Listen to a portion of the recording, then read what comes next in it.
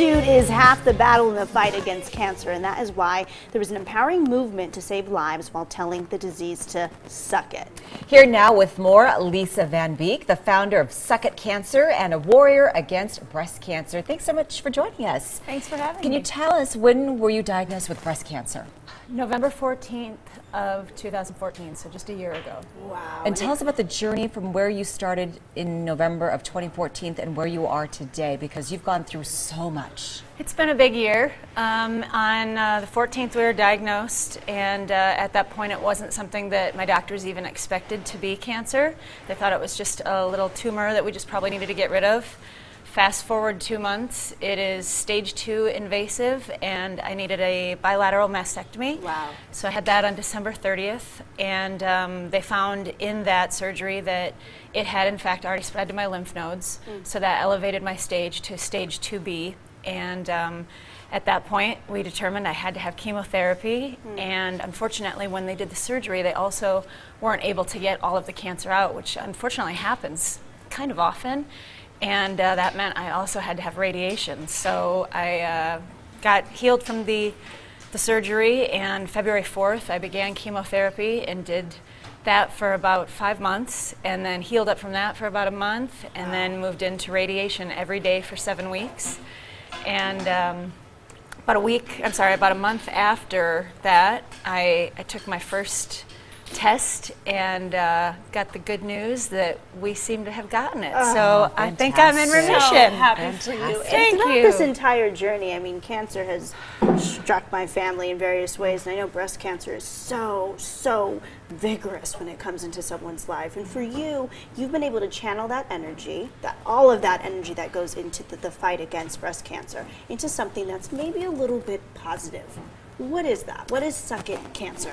Well, having been diagnosed right around the holidays, it was just something that I needed to do. I already work in the fashion industry, so I made some t-shirts for my family that just said "Suck It Cancer." It was a Christmas gift and just really something to make people smile and to keep my family. And it's what everyone feels. It's what you feel. You just want to say it. Yeah. And so I sent them back for everybody at Christmas. And then I had my surgery, like I said, just right around the holidays. And people started posting pictures to Facebook, you know, rallying. Yeah. And then other people started asking where they could buy them. And so in the midst of a lot of painkiller haze after my surgery, I decided it was a great opportunity to turn into a fundraiser.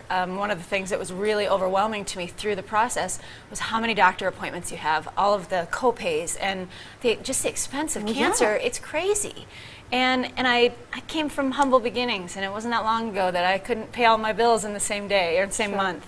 So I really just thought I wanted to do something, and these t-shirts were the perfect thing. So, you know, we filed the trademark, launched the website, and in the first week we got something like 30 orders, and we're donating a portion of every sale to nonprofit organizations helping people who are fighting cancer, and in very grassroots ways, helping them pay for groceries or pay for gas for their cars to get to treatments, and you know, co-pays, things like that. So here you are in town, and was it last night that you helped turn the high roller pink? At midnight. It was awesome. We've got a picture right there. How did that feel in that moment? You know, I was trying to be cool about it, but I was a little overwhelmed. I mean, it was so big, so grand, and it was just such an awesome display of power. And just the entire city of Vegas could see it. So I don't know who saw it at midnight, but I think a lot of people, and it was great. Honey, yeah, you're here for PBR as well. Yes, yes. PBR's World Finals is going on this week, and tonight is it's their Pink Night. So PBR's taken on a great initiative with their Pink Promise, and they're working with the Breast Cancer Research Foundation, and tonight is the night that everybody's going to be dressed in pink. They've got a lot of fundraising opportunities and great things, so the fans can really get involved tonight. Everyone's rallying. And that's why we're wearing pink right now, too. Yeah. Thank you so much. Thank you. You're doing better. Thank you so much. And we'll be